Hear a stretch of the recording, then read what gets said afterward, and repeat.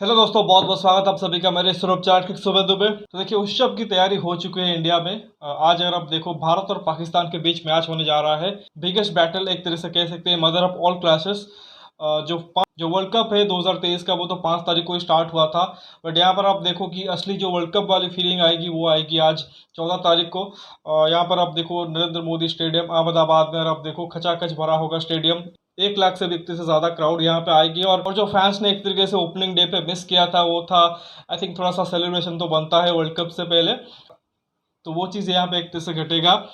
मतलब match start होने से पहले अगर आप देखो कुछ सेरेमनी टाइप का होगा।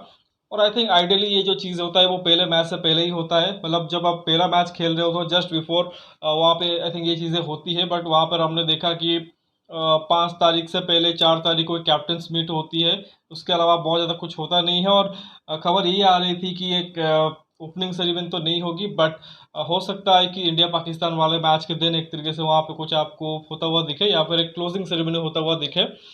टू बी ऑनेस्ट फ्रैंकली, मुझे तो पर्सनली उतना एक तरह से अच्छा नहीं लगा, बिकॉज कि आप देखो कि ऑलरेडी हम एक हफ्ता वर्ल्ड कप के लिए निकल चुका है, 10 मैचेस हो चुके हैं। उसके बाद आकर आप इंडिया पाकिस्तान के गेम के लिए, because it's a high voltage game, और उसके लिए एक तरीके से आप ओपनिंग सेरेमनी टाइप का करा रहे हो, जो कि एक तरीके से बाकी टीमों के लिए एक तरह से कहेंगे थोड़ा सा नाइंसाफी है। मतलब दे कैन कंप्लेन कि आप पहले दिन ना करा के यहाँ पे क्यों कर रहे हो। तो ऑब्वियसली देखो, बीसीसीआई के अपने रीजन है।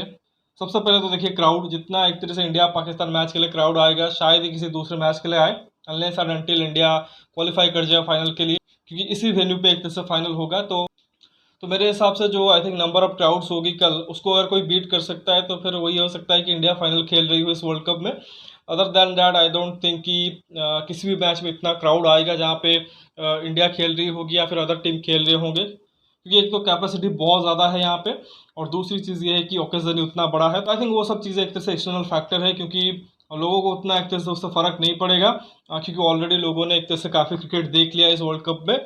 बट आई थिंक जो मोस्ट इंपोर्टेंट थिंग है फैंस के लिए, वो है इंडिया पाकिस्तान का क्लैश, क्योंकि 2019 में वर्ल्ड कप खेले थे, इंडिया ने बहुत आराम से वो मैच जीता था। और 4 साल बाद अगर आप देखो वर्ल्ड कप हो रहा है 50 ओवर का, वो भी इंडिया के घर पे ही, और वर्ल्ड में सबसे बड़े स्टेडियम में। मतलब वो एटमोसफियर ही अलग होगा।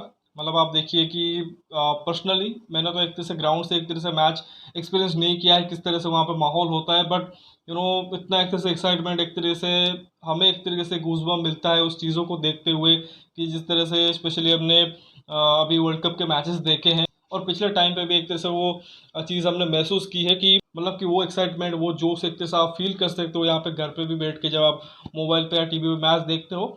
ऑब्वियसली वो एक तरह से डिफर करेगा कि ग्राउंड पे रह के मैच देखना। तो उसी वजह से देखो कि ऑलरेडी कल से अगर आप देखो, फैंस जो कि एक तरह से वहाँ पे पहुँच चुके थे, टीमें ऑलरेडी वहाँ पे पहुँच चुके थे, प्रैक्टिस कर रहे थे, और फैंस जो कि ऑलरेडी अगर आप देखो 24 घंटे से पहले पहुँच चुके थे। तो specially no one will want कि ये मैच मिस हो जाए, स्पेशली अगर आपके पास अगर वो टिकट है। तो टिकटें भी एक तरह से बहुत मुश्किल में मिली हो, ऐसे में फैंस एक तरह से भरपूर एंजॉय करना चाहेंगे। तो देखिए, क्रिकेट तो आमतौर पे एक तरह से स्किल का गेम है, कि अगर आपके पास बैटिंग स्किल है, बॉलिंग स्किल है, तो वहाँ पे एक तरह से आप अच्छा कर पाते हो।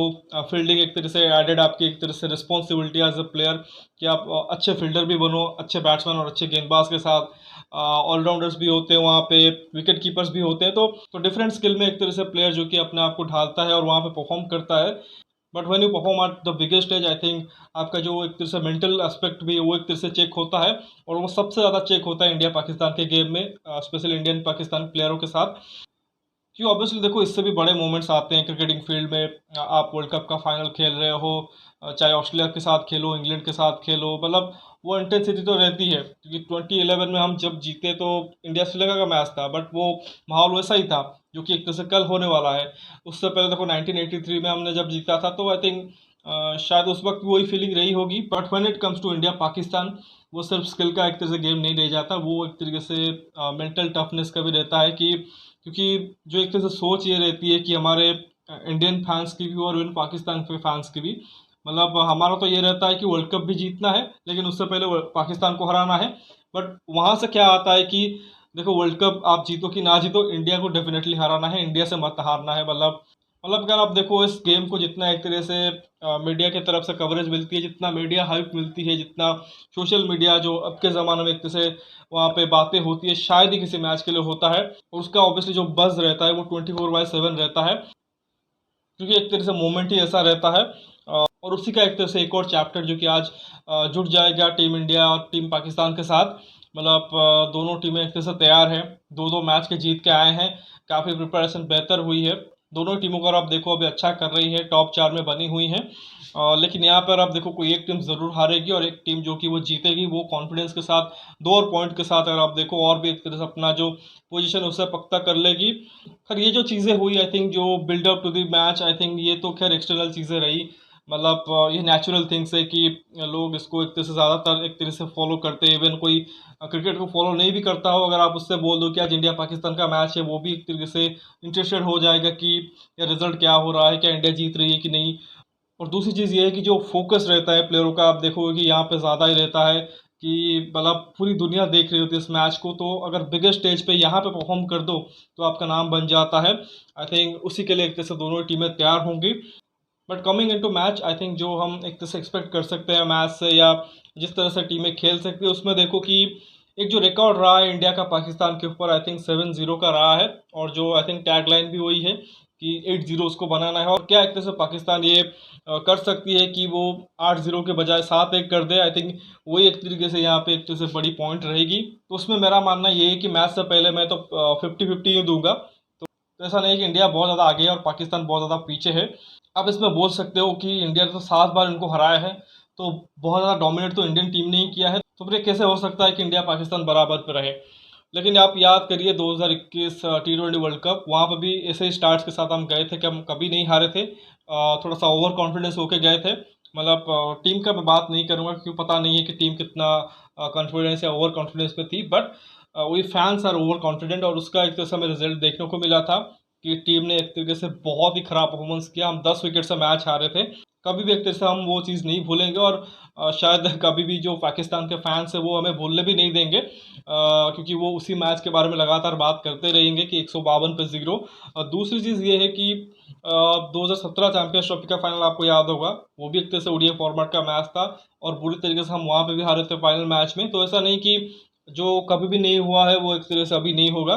तो हो सकता है कि कल 8-0 के बजाय 7-1 हो जाए, but as an Indian cricket fan हम तो यही चाहेंगे कि इंडिया जीते, क्योंकि 1 लाख से भी ज़्यादा यहाँ पे फैंस एक तरह से देख रहे होंगे, जिसमें जिसमें अगर आप देखो अराउंड 90% तो इंडियन फैंस ही होंगे। तो ऐसे में अगर इंडियन टीम कल बुरा परफॉर्मेंस करती है तो फिर उसको एक तरह से कोई भी सही ढंग से नहीं लेगा। एंड ऑब्वियसली हम फैंस जो कि घर से एक तरह से टीम इंडिया को सपोर्ट करेंगे, उनके लिए भी उतना एक तरह से आसान नहीं होगा अगर इंडियन टीम कल बुरा खेलती है। बट जैसा ही कहा कि इसमें मेंटल एस्पेक्ट ज़रूर रहता है, मतलब प्रेशर ज़रूर रहता है कि इंडिया पाकिस्तान के गेम में कि कौन ज़्यादा एक तरह से नर्व्स को कंट्रोल करता है, वो एक तरीके से वहाँ पे स्टैंड आउट परफॉर्मर निकल के आएगा और वही एक तरह से मैच जीतेगा। बट इसमें अगर आप देखो आपको जो 100 ओवर का मैच होता है उसमें भी आपको एक तरह से अच्छा करना पड़ता है, जो कि अभी बोल रहा था कि एक तरह से स्किल बेस्ड गेम है। तो आपको आके बैट से, बॉल से और फील्डिंग से परफॉर्म करनी पड़ेगी। तो ऐसा नहीं है कि अगर आपने सिर्फ मेंटल एस्पेक्ट को अच्छा रख लिया, क्योंकि मेंटल एस्पेक्ट में अगर आप देखो तो शायद हमारी टीम एक तरह से बहुत आगे होगी, बहुत ज़्यादा टफ होंगे, क्योंकि हमने ज़्यादा बेहतर क्रिकेट खेला है और हमने ज़्यादा एक तरह से अचीव भी किया है और हम शायद एज ए ग्रुप बेहतर टीम है।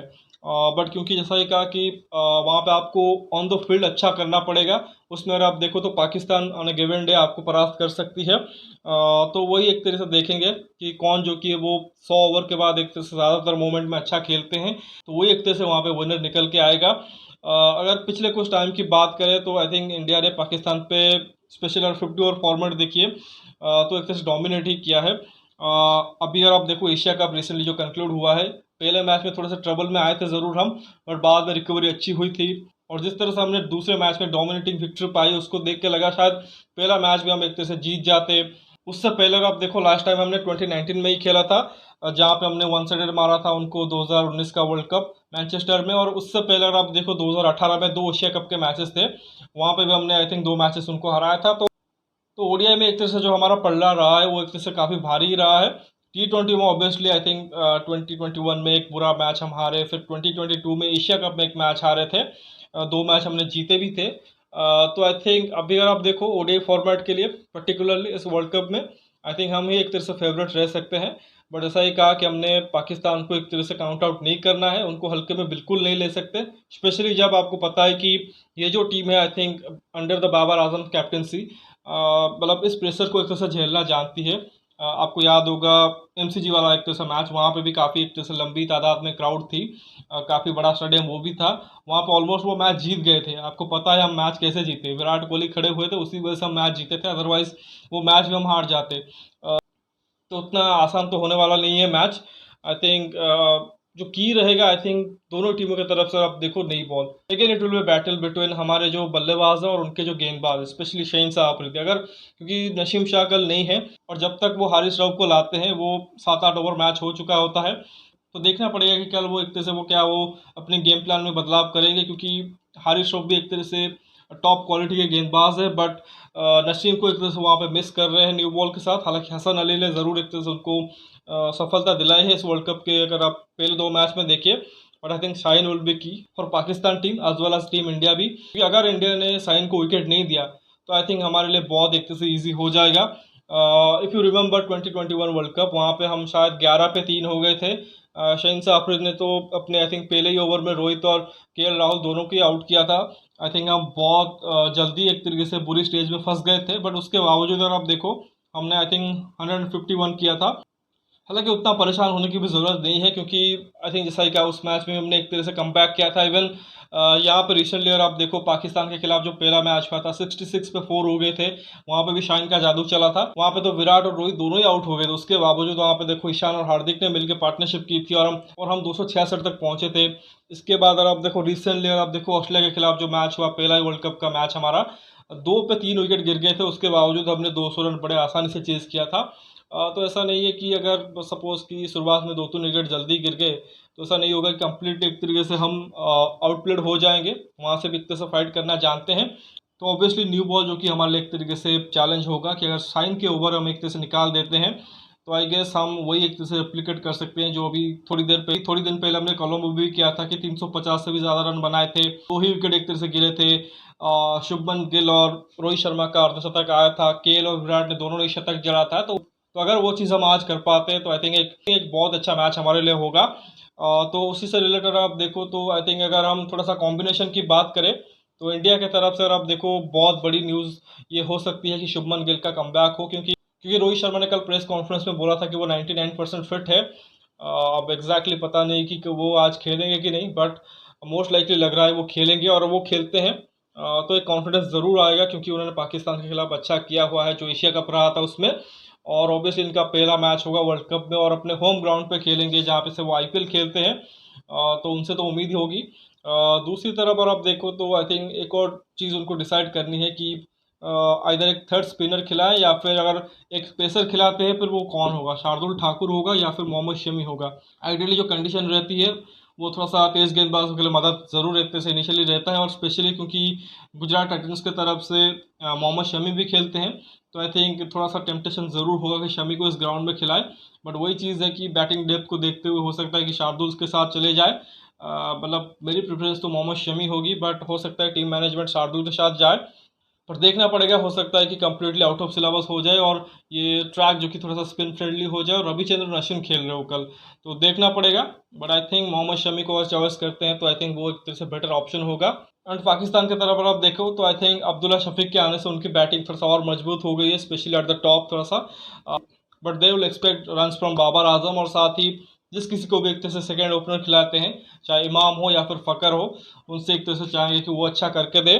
मिडिल ऑर्डर उनका स्ट्रॉन्ग है, लोअर मिडिल ऑर्डर में भी उनके पास अच्छे खासे ऑलराउंडर्स हैं। पेस बॉलिंग डिपार्टमेंट की अगर बात करें वो भी अच्छा कर रहे हैं। बस वही चाहेंगे थोड़ा सा मिडिल ओवर्स में उनके जो स्पिनर है वो विकेट निकाल के दें, बाकी आई थिंक जो चीज़ें हैं उनके लिए एक तरह से कवर्ड है। जहाँ तक इंडियन टीम की बात करें, आई थिंक हमारे भी जो सीनियर खिलाड़ी हैं, चाहे रोहित हो, विराट हो, केएल, उन्होंने बैट से परफॉर्म किया है। हार्दिक को अभी उतना अपॉर्चुनिटी नहीं मिला है, और साथ ही जडेजा को भी बैटिंग नहीं मिली है, बट उम्मीद करेंगे कि जब भी मिलती है वो अच्छा करे। लेकिन एक तरह से नज़र होगी हमारे जो फर्स्ट टाइमर हैं जो कि वर्ल्ड कप खेल रहे हैं, और श्रेयस अय्यर के ऊपर नज़र होगी। ये देखना पड़ेगा कि वो कल क्या करते हैं, और ईशान किशन अगर वो अपॉर्चुनिटी उनको मिलता है तो फिर उनको भी देखना पड़ेगा। एंड ऑब्वियसली शुभमन गिल के ऊपर तो नज़र ज़रूर होगी। बाकी गेंदबाजों में नज़र होगी बुमराह और कुलदीप के ऊपर, क्योंकि वो 2 अच्छे गेंदबाज हैं। विकेट टेकर है हमारे लिए। तो आई थिंक देखना पड़ेगा। आई थिंक दो बैटल बुमराह वर्सेस, अगर आप देखो उनकी जो बैटिंग है, साथ ही कुलदीप वर्सेस भी, और आप देखो बाबर आजम, एक बहुत अच्छा एक तरह से कॉन्टेस्ट होने वाला है। तो लेट्स सी कि मैच भी आज क्या होता है। बट इन सब के बीच नज़र होगी एक खिलाड़ी के ऊपर। इंडिया पाकिस्तान के गेम में आपको पता है कि कौन सा वो खिलाड़ी है। नाम है किंग कोहली, विराट कोहली। क्योंकि जब भी एक तरह से इंडिया पाकिस्तान का मैच होता है, विराट कोहली एक तरीके से अपना बेस्ट निकाल के लाते हैं। वो खड़े होते हैं इंडिया की तरफ से। हालांकि ये होता है कि ज़्यादातर मोमेंट पे हम स्ट्रगल कर रहे होते हैं और विराट कोहली हमें बचाने आते हैं। बट कल तो उम्मीद यही करेंगे कि वो ऐसा सिचुएशन हो कि बहती गंगा में हाथ धो रहे हो, मतलब हमारे टॉप ऑर्डर से अच्छा बल्लेबाज एक तरह से बैटिंग करे और विराट कोहली उसी में कंट्रीब्यूट कर दे। I am expecting team India to win. बहुत बड़े मार्जिन से तो नहीं कहूँगा, बट हो सकता है क्लोज गेम हो जहाँ पे टीम इंडिया जीते। ज़्यादातर मैचेस हमने देखे हैं कि वो वन साइडेड ही रहे हैं। बट अगर फैंस के लिए देखिए तो अगर एमसीसी वाला मैच हो जाए जो 2022 में हुआ था T20 वर्ल्ड कप में, आई थिंक उनके लिए एक तरह से मज़े हो जाएंगे। बट एक्सपेक्ट करेंगे उतना भी एक तरह से क्लोज ना हो और इंडिया जो कि कंफर्टेबली मैच जीते। तो फिर देखते हैं आज मैच के बाद रिजल्ट क्या होता है, आइदर 8-0 और 7-1। तो मिलते हैं मैच के बाद। तो फिलहाल इस वीडियो में बस इतना ही। आशा करता हूँ कि वीडियो ज़रूर आपको पसंद आएगा। वीडियो को लाइक करना मत भूलिए, साथ ही चैनल को सब्सक्राइब जरूर करिए और दोस्तों तक शेयर भी कर दीजिए। कमेंट सेक्शन में अपना राय ज़रूर रखिए, आपको क्या लगता है कौन सी टीम जो कि वो जीतने वाली है। आप अपने रिजल्ट जो कि कमेंट सेक्शन में बताइए। आपका जो एक तरह से प्रेडिक्शन है, क्या 8-0 होने वाला है या फिर 7-1 जो कि पाकिस्तान टीम एक तरह से कन्वर्ट करेगी। तो जो भी एक तरह से आपका फीडबैक है, जो राय है, वो दीजिए। बाकी बेल आइकन प्रेस कर दीजिए ताकि हर एक वीडियो की नोटिफिकेशन आपको टाइम पे मिलते रहे। मिलते हैं अगले वीडियो में, तब तक के लिए धन्यवाद। जय हिंद।